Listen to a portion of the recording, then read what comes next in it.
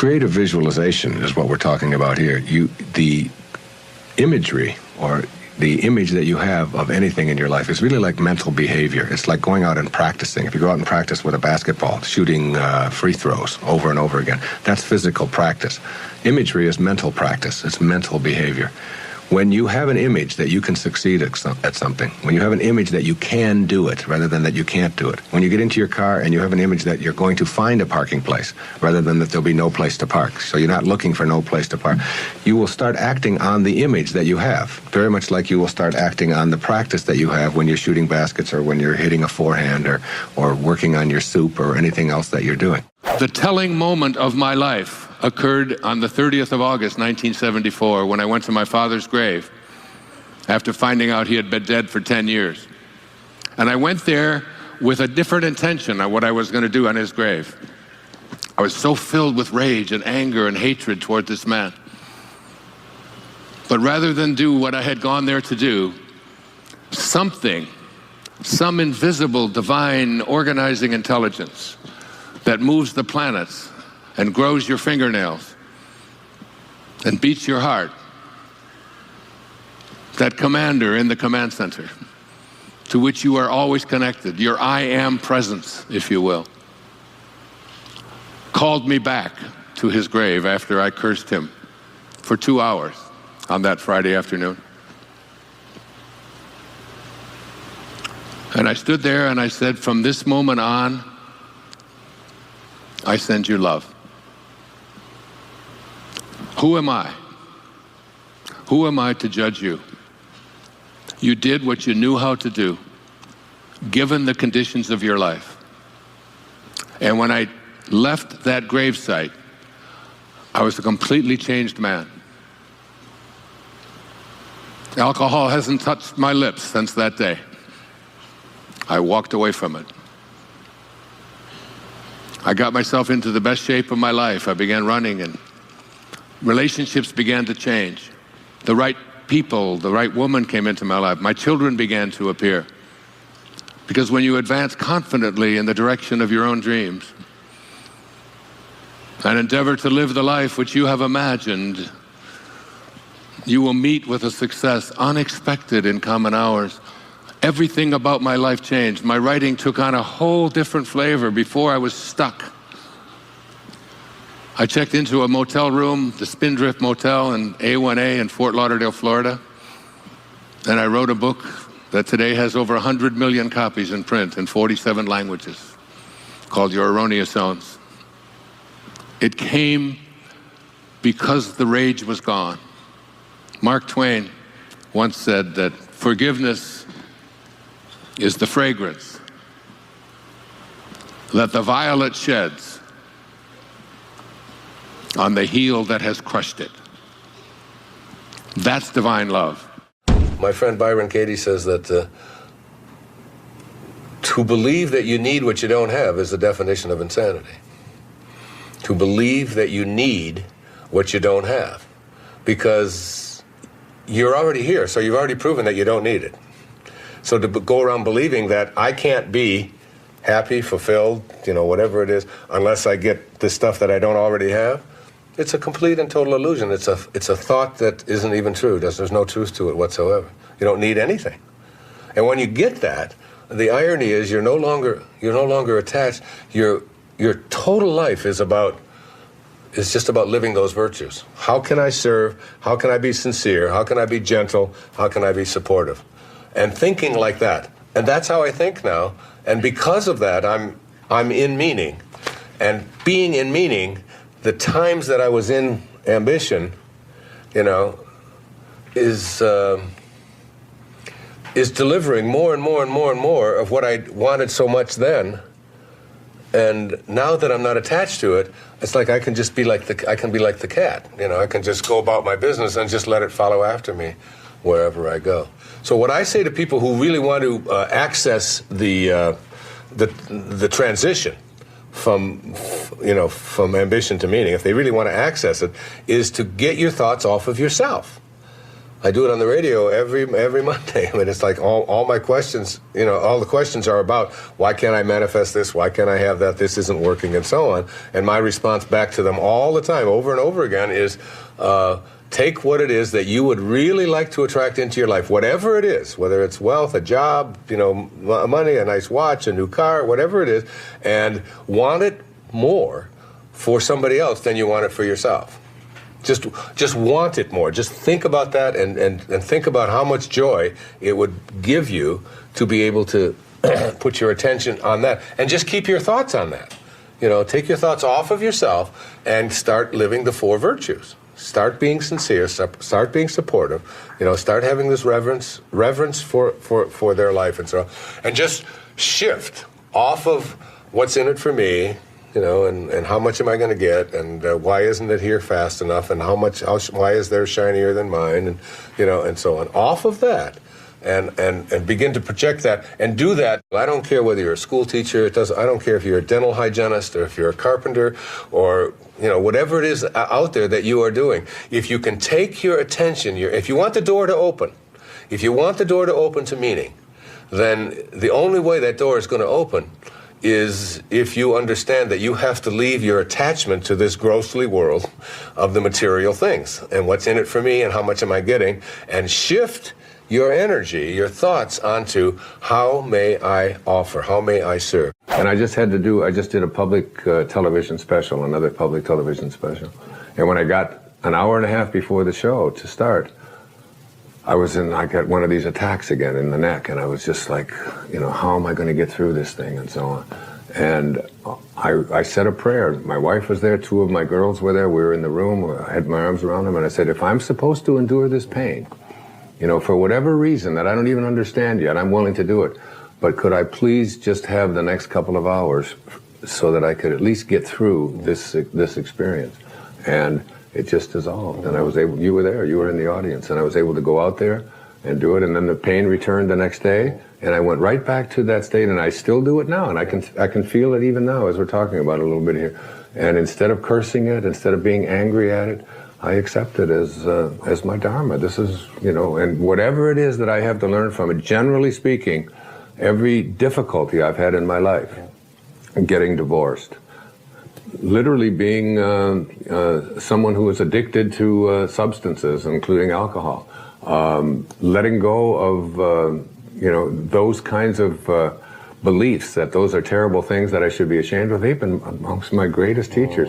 And this pain is just another one of those things. And generally speaking, I now can go out and help people who live in chronic pain. Yeah. And you do a lot of this with your tapping.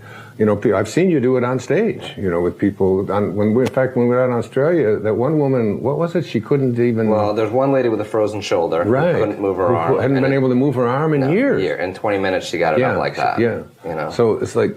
And that comes from just accepting yourself and actually instead of cursing the pain, because when you curse the pain and get angry at it, you get angry. Every cell of your being goes through that same anger. And what you want to do is just get to that peaceful place within yourself where you say, when you trust in yourself, you're really trusting in the wisdom that created you, and the wisdom that created you is infinite and it's formless. And so your thoughts are in that same category. Have thoughts that are aligned with that divine presence. Yeah. You'll see it going away. The obscure outlast the obvious. Try to become a little more obscure, a little less interfering, a little less notice me. A little less, one of the specific kinds of things that you can do is just as you're about, when somebody else is talking, just as you're about to interject what you've been thinking about for the whole time, waiting for them to stop talking, just stop, to bite your tongue and say, tell me more. Or, that's very interesting. I have never heard that point of view before. Even if they totally, completely disagree with everything that you stand for, to be willing to listen, to be able to stop, practice it. I practiced it when I did these verses of the Tao. I practiced it every single day while I was working on that. Just staying obscure. And for me, that's not always so easy because of just being recognized wherever I go. And if I saw someone who was about to recognize me, I would just put my head down. I would just walk a little bit past them like something. Right now, I just want to be anonymous. Right now, I want to be obscure. All things are possible. And I always ask an audience, what does that leave out? You know, that all things are possible literally means all things are possible. So whatever it is you'd like to attract into your life, whatever you'd like to accomplish, whatever you'd like to do in your life, if you start from a spiritual place, a place of all things are possible, if I return, you know, and get to that place, and then I begin to visualize it, and I begin to use my imagination, because everything that we see around us, everything in this world, was once imagined. Everything. You know, that camera that is there, the clothes that you're wearing, the chairs that we're sitting on, everything once had to be imagined. If you get that, I mean, Einstein's famous observation was that, you know, imagination is more important than knowledge. If you can learn how important your imagination is, and that's where your spirit is, in that place, and then once you go to that place, in what it is you'd like to attract into your life, you're coming from a spiritual place, absolutely nothing is impossible. It was Thomas Troward. I don't know. He did some lectures on mental science way back in the 1907, 1908. He was from Scotland. And one of the things that he said is that the law of flotation was not discovered by the contemplation of the sinking of things. So that, you know, like before the 15th and 16th centuries, all of the ships were made out of wood. Not because iron wasn't available and steel wasn't available, but because there was a belief that wood floated. So therefore you had to make ships out of things that floated. That's literally how and then someone came along and said that it has absolutely nothing to do with what things are made out of. It has to do with the amount of water that is being dispersed. That's what determines whether something will float or not.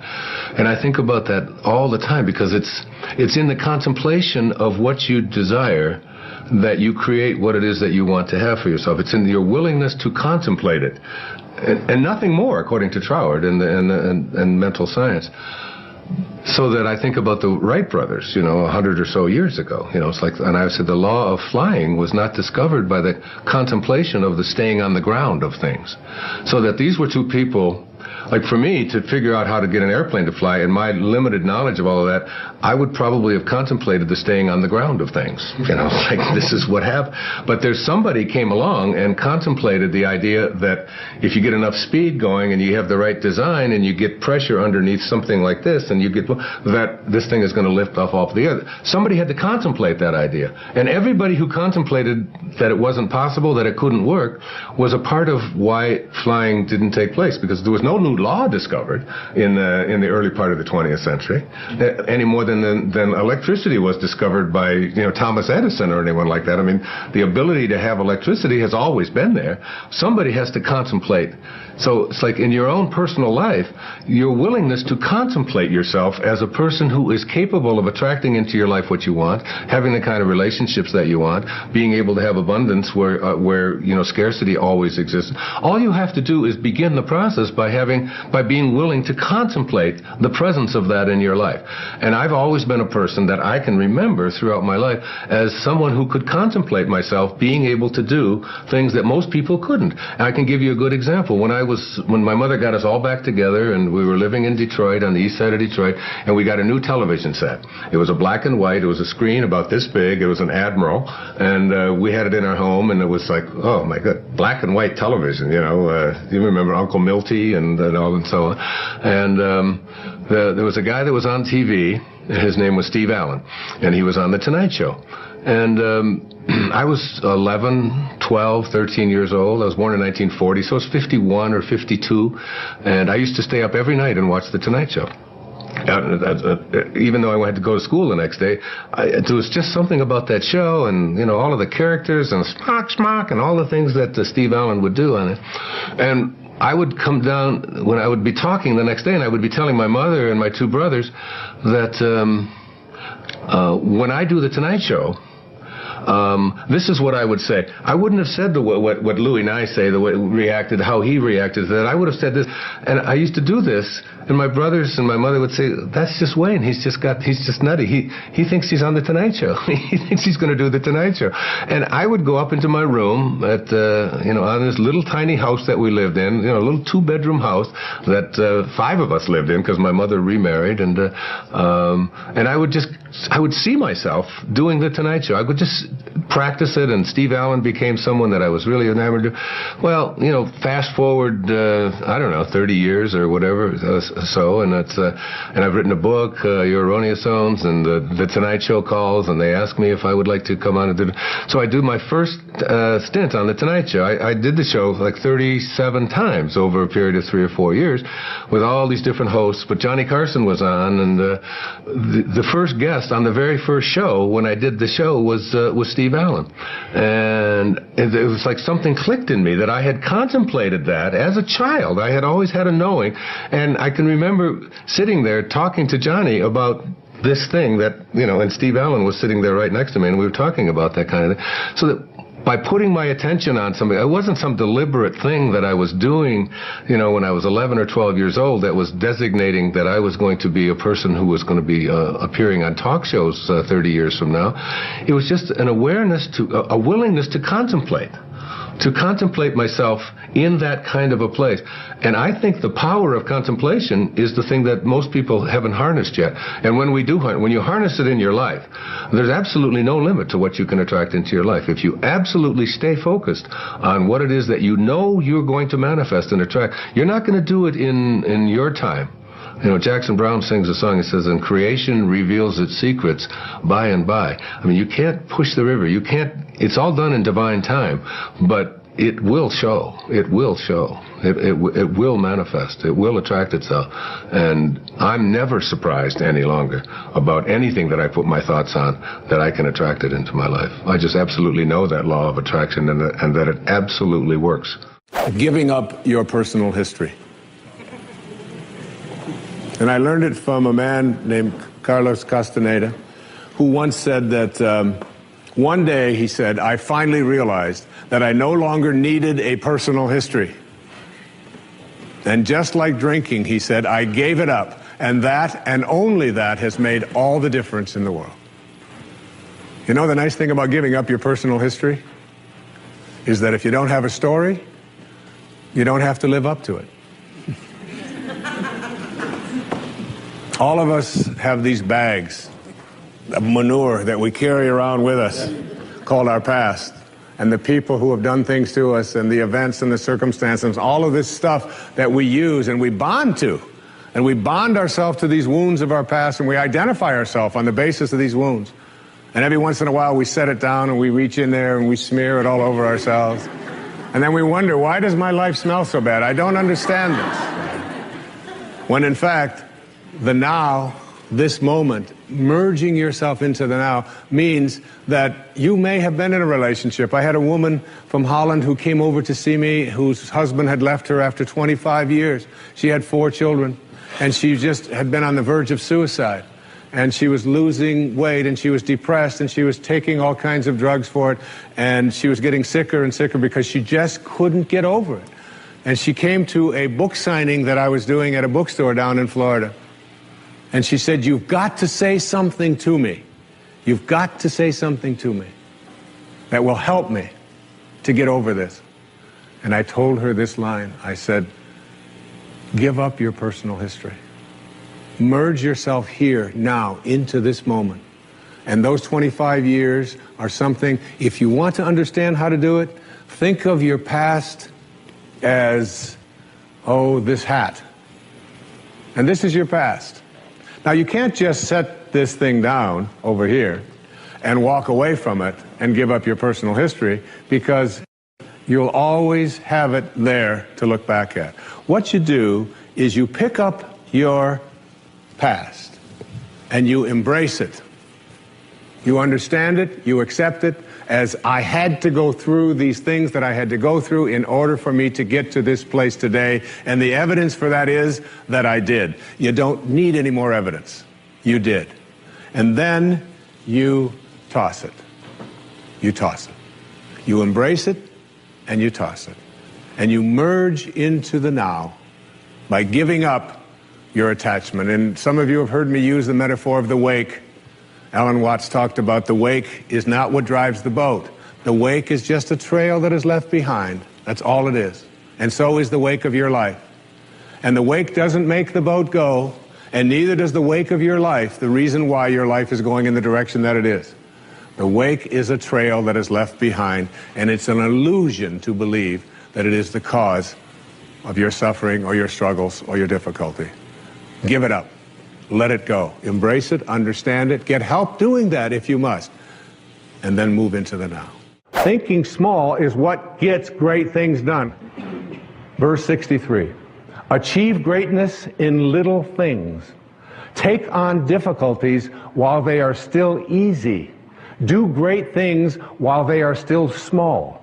The sage, one of my daughter's names, the sage, does not attempt anything very big and thus achieves greatness. Greatness comes from being in the moment, here, present, in the now. The sage confronts difficulties but never experiences them. This is the idea of thinking small. And finally, I'd like to see you change from this thought. Change from seeing yourself as separate to seeing yourself as connected to everyone and everything in the universe. I sat and read an essay called The Whole Man by Abraham Maslow. And Maslow was the first person that I'd ever seen in the field of psychology who spoke about we should not be assessing who human beings are and what they're capable of doing based upon what's missing or what's wrong or what they can't do or their weaknesses. We shouldn't study neurology or neurological disorders. We shouldn't study how psychotic people are or how neurotic they are. We should look at the greatest achievers who've ever walked among us, know that they all came from the same intelligence, and recognize and help people to find that within themselves. And as I read this essay, I was so taken by it, and he talked about the qualities or the characteristics of what he called self-actualizing people.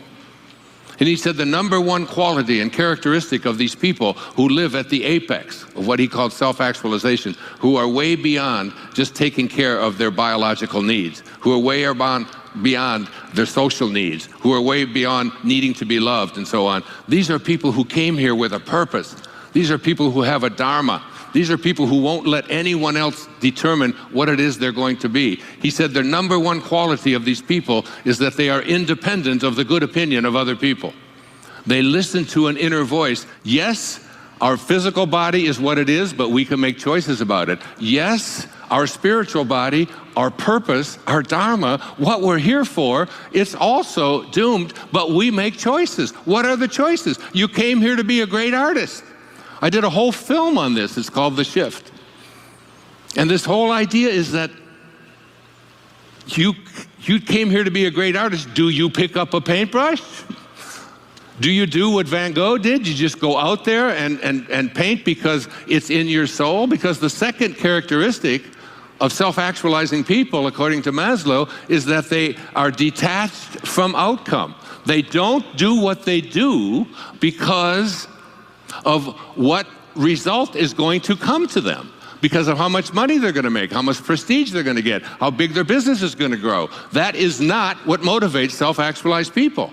What motivates self-actualizing people is, this is my calling. I found myself reading the Bhagavad Gita for the third time in the last 3 months. I just keep reading it over and over, just like when I did the Tao 8 years ago when I turned 65 and couldn't stop it. And the teachers showed up. The Buddhist proverb is that when the student is ready, the teachers will appear. It's not whether there's teachers there's teachers everywhere.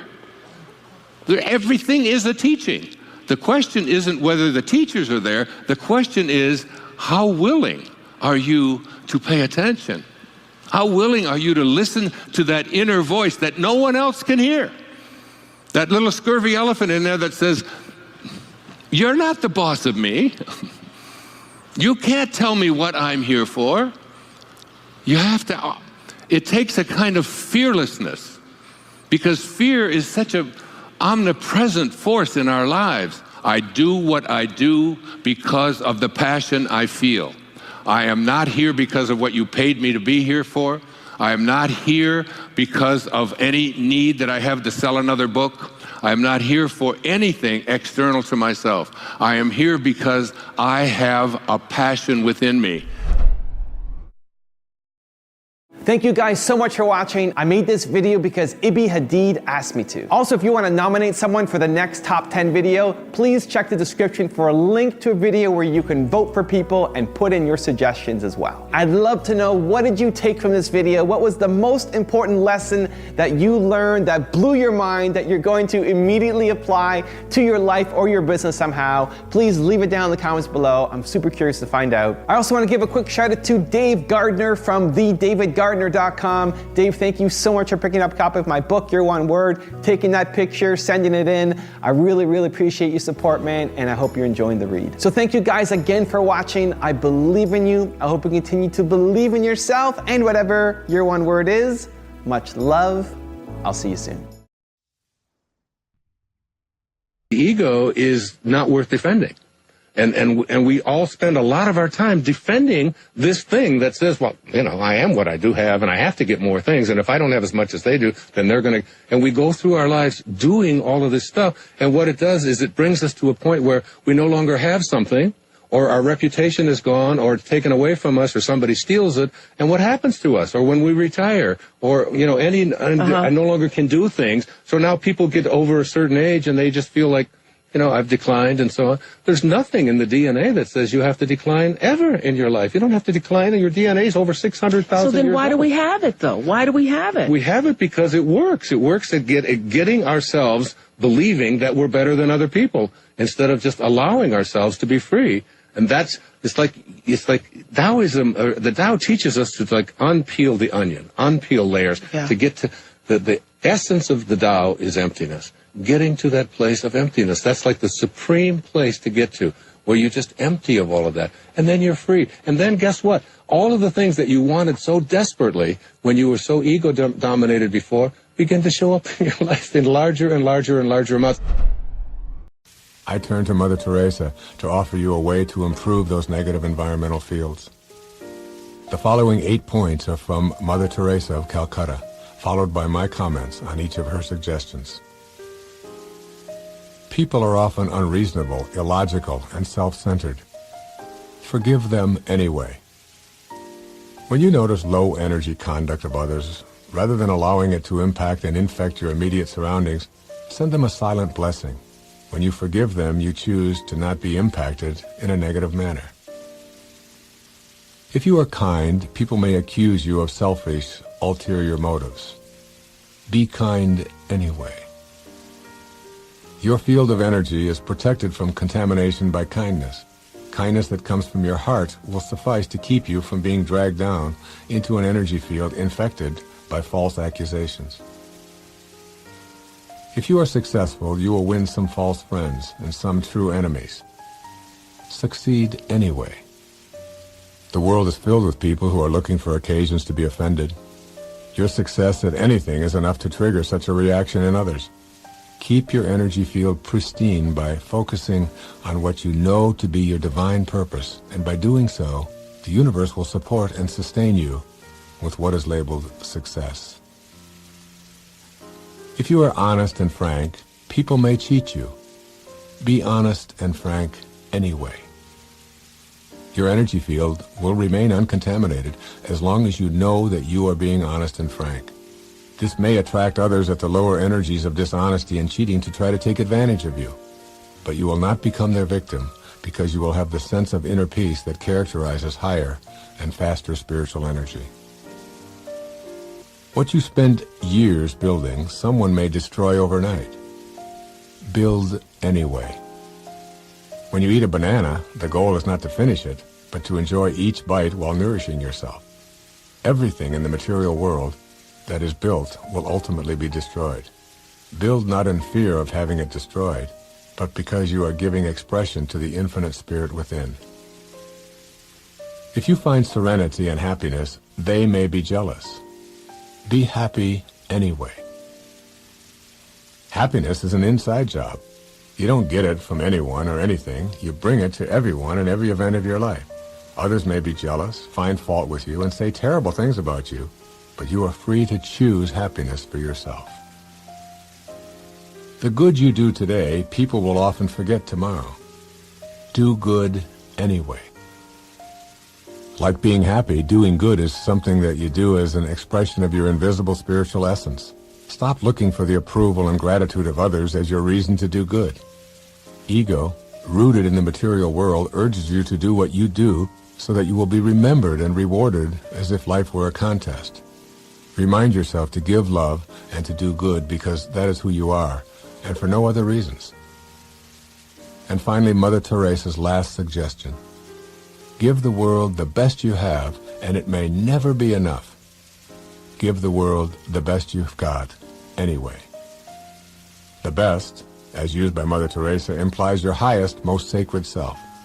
Others may attempt to contaminate your energy field by demanding more of you, or by criticizing you, or even by ignoring your efforts. When you return to your highest self, you are independent of those opinions almost instantly, and problems of feeling unappreciated or non-existent. Give the world your spirit and detach from the outcome of your efforts, and your energy field becomes less and less contaminated. Your intellect might protest and attempt to convince you that minefields and silent communication of energy are nonsense. But once you see this at work, you'll know. I've seen it work over and over in my own life. When I'm able to consciously project love, understanding, and compassion to those in my immediate life space, I feel the shift in energy. My wife, Marceline, is a master at this. Marceline has delivered 7 babies without any drugs, each time creating the kind of energy I describe here. Moreover, she is now a doula, a woman who assists others in delivering their babies in an atmosphere where fear and anxiety are replaced with a calm, loving feeling of thankfulness for being able to participate in such a miracle. The closer you come to being in a dynamic state of grace in your thoughts and refusing to be in the fields of those who are projecting lower energy thoughts, the closer you come to being in God's minefield. Do you know your past? Do you know where it is? It's only where you think. Do you know that every relationship you have, close your eyes, just close your eyes. Just close them. Okay, where's your husband? Where's your wife? Where are your children, your grandchildren? Where's your ex-spouse? They're all in your mind. Open your eyes. Now they're gone. Close your eyes. There they are again. They're just in your mind. You carry your relationships around in your mind. And if your thoughts about your relationships are on what is wrong, what you don't like, what you hate, what they did to you, that will be your experience. And you will materialize or manifest more and more of that pain into your life. If you look at what you love about them and make that the focus of your attention, that will be the nature of your relationship. It's the greatest secret in making any relationship work. It's so simple. Always focus on what you love if you want that to expand in your life. When you look at someone that you're in a relationship with, look at what you love. Because what you think about is what expands. I'll be talking about that a little bit later on. About not giving energy to the things you don't want. Because what you think about is what expands. And if what you're thinking about what you don't want, then more of what you don't want will just keep showing up. It's the only way it works. So now I'd suggest to everybody in this room and everybody listening that you take an eraser to all of the wounds of your past and you just send them away. And don't make them your calling card anymore. And bring the presence of God to those problems. And the presence of God is nothing more than a higher, faster energy. It's all energy. Everything is energy. As Einstein said, nothing happens until something moves. And spiritual energy is just energy that moves very fast and at very high frequencies. And problematic energy is very slow and very low frequencies. And when high, fast frequencies are put in the face of low, slow energies, they are nullified. They dissipate. They can't survive. There's a song that they sing at a lot of the churches that I speak in. It says, "Surely the presence of God is in this place." It's a great affirmation.